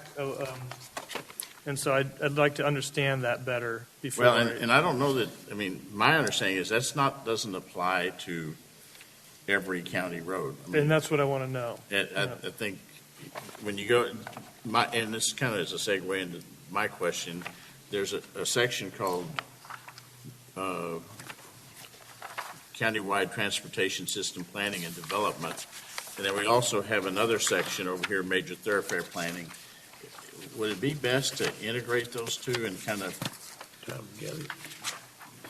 they are addressing the same thing, just from a little bit different perspective. So yeah, it's just a heading under which other things are falling. Yeah. So it's section 2 with 2.1, 2.2 underneath, et cetera. So maybe it's changing the heading of number 2, I don't know, but. Yeah, it may just be county transportation. I mean, that's what was meant by that, just county transportation system planning, because the city's already doing it. Well, Or would 4 be 2.5? Section 4, would it be a good 2.5? Is that what you're saying? I'm not suggesting anything, I'm just saying the might topics are be. similar. Yeah. And I'm not suggesting that we move 2 into 4 or 4 into 2 or make them 7. I don't know, Well, that's a good point, and there's no pride of authorship here. No one on this committee feels like everything is set in stone. We've spent some time going through the language, but there's always the collective wisdom of this group supersedes the short-sightedness of the smaller group. So whatever suggestions are made. I'd like to second that. No, we acknowledge coming into this. This is a sort of a straw man that we collectively need to look at. Because even myself, I've been close to this, but I found major glaring gaps in it that I've since added to. So, but it's not represented here. So, And y'all have read it over and over and over so many times. At least we're reading it maybe for the first or second time. I have a couple of comments that I know I can incorporate. I just don't want to just blurt them out here. Yeah, I'd rather. we're not going to get into wordsmithing today. No, What I do want you That's- to do is email your comments to, who's the central receipt comment getter? That'd be me. There you go. And I'm going to let you choose to reject or incorporate them. Oh, no, I'll take them all, and what I'll do is, I like the idea, if you've got comments, send them to me, and then I'll get our little group together again to review all the comments, and then have a revised draft to circulate, hopefully more in advance than just the day or two before. The next meeting when this is discussed again. Okay. Will chapter 6 be all policy recommendations? Okay, so one of my comments, just fair warning, is going to be the fiscal advocacy and funding advocacy policy recommendation that we discussed several months ago. That's still not in here. So I'll make it fit somewhere, unless y'all don't want it there. As a committee, if y'all don't want it in there and it's not part of our purview, fine. But I think that helps congestion. yeah, it was shared, but got lost in the shuffle, I think. But yes, I think. Did you have specific language you want to craft on that? I did, yes. Okay, I'll resend it. I think It got you did send lost it to me. in the shuffle. Yeah, it got lost in the it shuffle. did. That's fine. Yeah. No hard feelings. Because I thought Well, it shouldn't be. I thought it got accepted. Bobby that suggested it would have been in there. I mean, There are some Fair Oaks things. May I make another? it's obviously a Scrivener's error, Bobby. Yes, sir. May I toss something else out there? Jonah brought forward, and I interrupted him, offering up perhaps a far-reaching policy of making all new intersections roundabouts. So I'd like to bring that back up to the committee for serious consideration, and with an apology for cutting you off. But I think it's worthy. I think that's where you were going with that. If we were going to discuss that, I'd really like to see the language or whatever is in this Fort Worth ruling, because I believe, the way it was told to me is it's something like, that's the standard. Yeah, you can still do all kinds of other intersections, but you just have to show that that other intersection is going to perform better. You have to consider, I've read it before, but you have to first consider in new construction that it works or doesn't work, and then you're allowed to get a variant. I don't want to use the word variance. I don't know what it's called, but you're allowed to go left or right after that. Well, I think it merits consideration, but we're going to be finished in June. Okay. That's next month. I don't think. Maybe I'm lying a little bit. Looks like I was going to say, yeah, I should have gone, right. really? Yeah, it's not going to happen. But seriously, I love you all, and I think it merits consideration, and we can append or amend our document, but we're going to have to vote on this next time. Well, so here's the thing, though, is that obviously right now we're looking at this as a committee. We're getting it in our emails. It is not in the public purview. Is that the right way to go about it? We need to get something stable that we adopt, and if we want to put that out for public comment, then I think we can do that. But let's get something here that we can agree and quit. We would adopt a draft. Yes. Okay, understood. Yeah, adopt a draft that we then put out for public comment and review. We've got to start fleshing this out and getting it. So I also had an idea about a way to approach the greenfield projects, and I'll let Mr. Lance talk. No, go ahead. We'll get him in public comment in just a minute. Thanks, Ben. Okay. So my thought was that we could really easily get high-centered as a committee on the greenfield road projects, and that if we end up in a position where people aren't comfortable with the policies, I could see that because we have this supermajority that's required in order to pass any, we might end up with no greenfield projects being proposed at all, or we might end up with, we could just end up in a challenging situation. So one idea that I wanted to float was that maybe we go through the greenfield projects and we eliminate the ones that are completely bananas, that just don't make any sense at all. And the rest of them we include in a section with the committee's recommended pros, or what the committee views as pros and cons of some of the different project ideas, and just stacks those up back there and says these are greenfield projects that were brought to the committee or recommended by committee members or whatever, and here's identified pros and cons of some of the different projects. But that takes some of the pressure off of committee members having to immediately vote for or against their neighbors, but also lays out all the information so policymakers have all the information. So that was just an idea I was playing with as a way of maybe we could move forward on it. I'm not even sure I love the idea, but it's just an idea that I was thinking of that might be a way to help us get off a high center and deal with some of these controversial greenfield projects. On a project, you're not suggesting that as an No. addition to this. It's just a separate. It's a separate thing of how we would deal with that, because I know it's related, because I remember what we said is we're stuck. We're not going to do the greenfield projects until we finish this document. Right. Exactly. And that's what we said before. And so now I'm just. Past committees have done that, what you just said. They've listed. Like, here's different projects. Yep. And here's for and here's against. Yeah. And I'm not saying we vote and put who's for and against, but I would say the pros and cons. Yeah, I think it makes sense. Pros and cons. Yeah. Yes. So for example, the Pfeiffer property, and that southeastern route, there are pros to it, but then there's plenty of cons to it about the car sensitivity and all of the bridge over the Cibolo and the impacts to Mr. Kyle and stuff like that. And so you just list out all of that information, and we leave it there. Well, Jonah, this committee is a group of citizens, and it's equally valid for us to, in our formal report, say this was a proposed project and there was no consensus achieved to recommend for it or against it. I'm not embarrassed to say that. That's a reflection of reality. Sure. And I don't know that we want to avoid taking sort of a factual stand on where the committee lands on things. And maybe we do that. Maybe we say there was no consensus achieved, but here's the project and here's what the committee saw as pros and cons to it anyway, and leave it like that. Or, I mean, my thought was if we said there's no consensus achieved, we crumple it up and put it in the waste bin and it's not even seen in the final project? I mean, there's a lot of ways that we can go on that. It could be that we publish the record vote on each one. I mean, you know, the public agencies are going to have to deal with what they're going to have to deal with. And we're making just recommendations.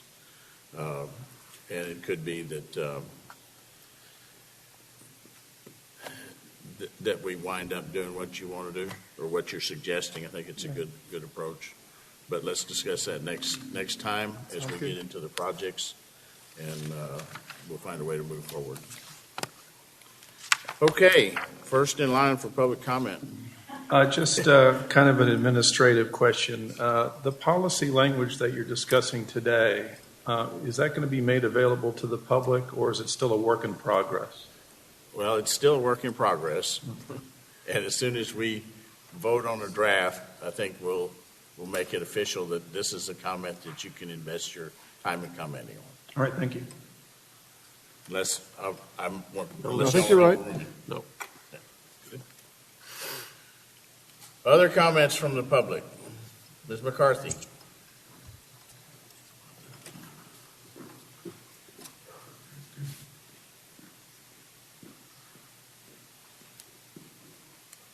Wanda McCarthy, Ammon Road. About a month ago or so, I cautioned this committee about approving something, even sometimes in apathy, as and I quote, a project for further consideration, because it was being touted to the general public as a recommendation from this committee, and further that the misnomer was being pushed by those having access to the media, in particular the mayors of Boerne and Fair Oaks, along with TxDOT. So lo and behold, the city of Fair Oaks just put out their next council package. And on page 39 of that package, the city of Fair Oaks Council uses that same term as a project recommendation by the KBFOR Transportation Committee, which is your item 116, deliberated by you a few weeks ago. This committee has discussed pushing forward roads that would be substantially built by developers in lieu of eminent domain over greenfields. And yet your item 122, which would have been substantially through planned communities, but no houses built yet, so both developments are only in the drawing stage, changes could be made. But again, a connection that would have made sense, linking developments in the planning stages by developers that actually would provide a quicker access south towards San Antonio, and y'all voted it down. Saying no to this choice forces connectivity probably on greenfield roads, something this committee has repeatedly said you are against. So bringing these 2 points together, again refer to the Fair Oaks Council agenda, and something Ms. Alex Rudd had said previously.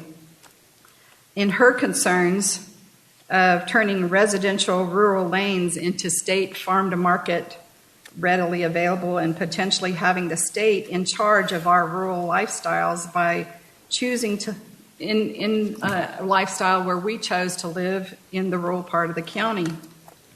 So on page 47, as y'all just referenced in this packet, is the discussion of Ammon Road. Again, Ammon Road keeps coming on. Little tiny rural Ammon Road. What's the connection?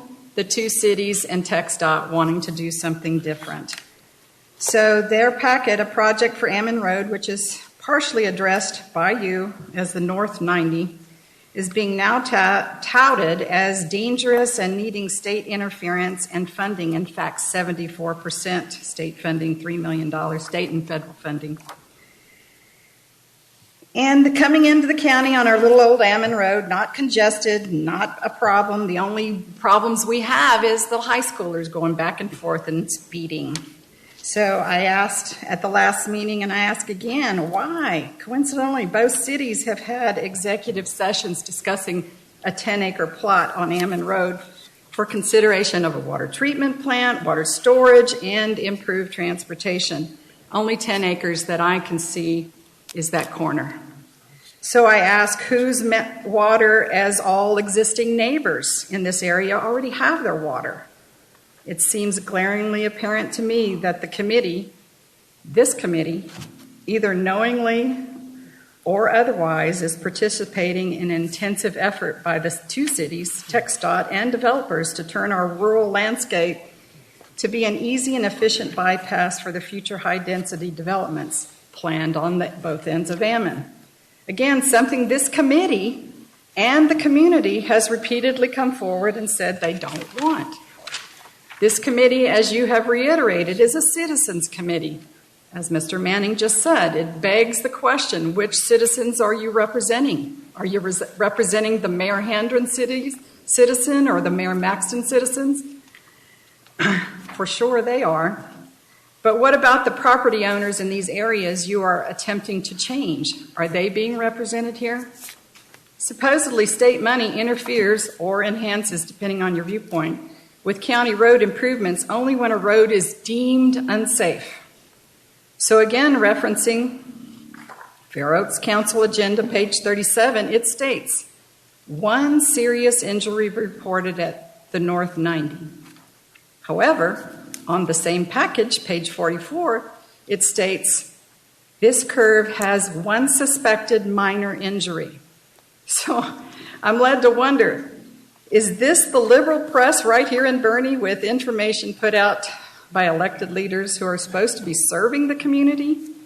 Can you just say an area is unsafe so you can push forward your agenda and for alternate development-driven and joint city agendas and get the state to pay for it too in the process? All to the detriment and to the complete subterfuge of the citizens.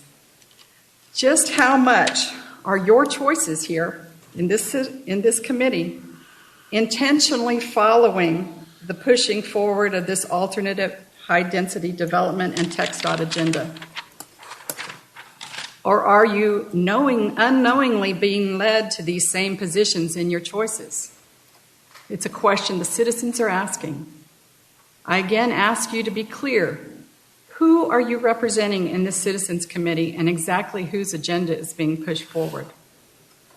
And one more point, and I agree this time with Mr. Vanderwolf,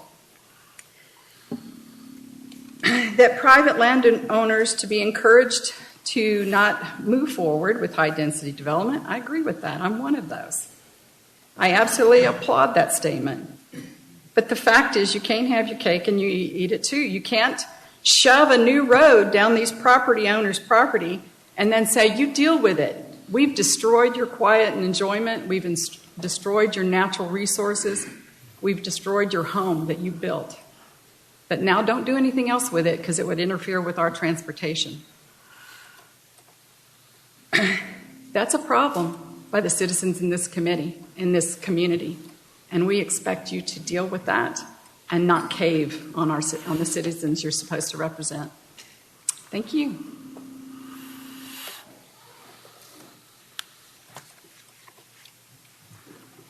Ms. Rudd?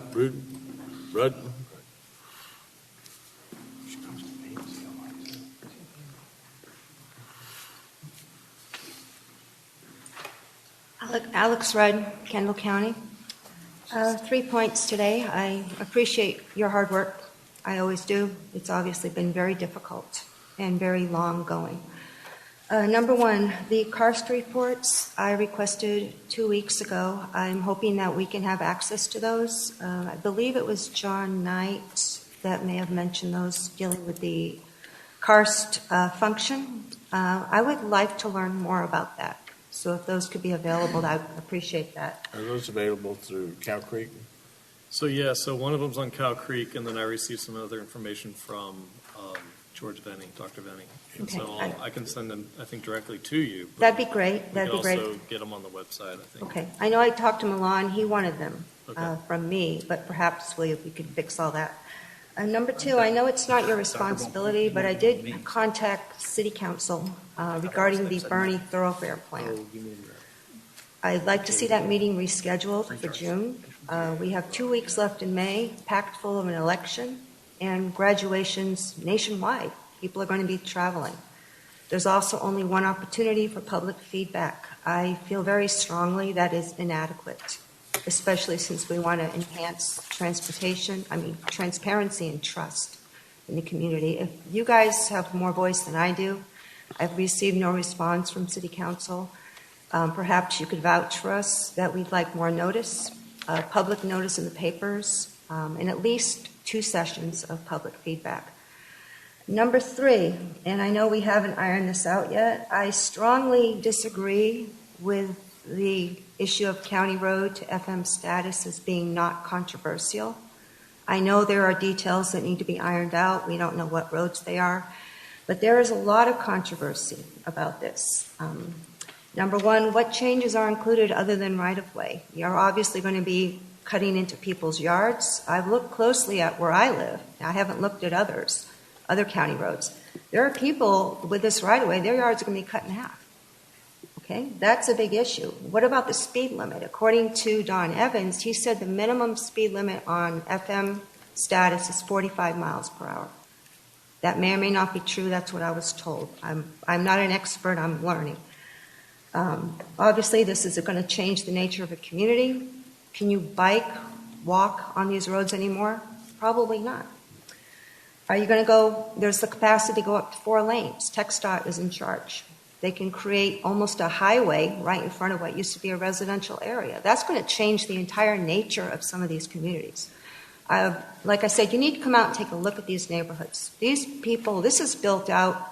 In some areas, it looks just like River Mountain Ranch, parts of Kreuzberg. It's a neighborhood. It's not a abandoned, totally rural area with nothing but ranches. There are houses with yards, and it looks just like River Mountain Ranch. You also have the issue of the speed limits, a big issue, going to 4 lanes. The issue of noise and increased traffic. Is this to create a thoroughfare plan? Is this FM status purposed to create a connection to another FM road further north? And then you have truck traffic coming through what used to be a very quiet rural area. And the reason I'm bringing this up is it is controversial, absolutely. I have not said anything about this. I've kept it to myself. I don't want to stir up trouble, especially since we're still developing these concepts. There's already been talk of this through some of the candidates who are running for office. And I've already received calls from neighbors who know that I go to these meetings. What's going on? And the continued message is, I moved out here to retire. I built my house. I invested my life savings. I don't want to live next to a highway or a freeway. And I know that personal desire is not always the priority here, but this needs to be carefully considered. And I would like to see that language clarified, what changes, what roads are involved, because if the public sees this, there's likely to be a lot of anxiety in the community. And definitely, there is controversy, depending on how you word it and depending on what specifically this means. So please take a look at getting that worded and clarifying exactly what you mean to the public. Because as of today, I'm troubled, and so are my neighbors. Thank you. Thank you, Ms. Radii. Anyone else? Anybody in Zoom land? Ms. Couch, Tom Addleston, Ms. Deaver?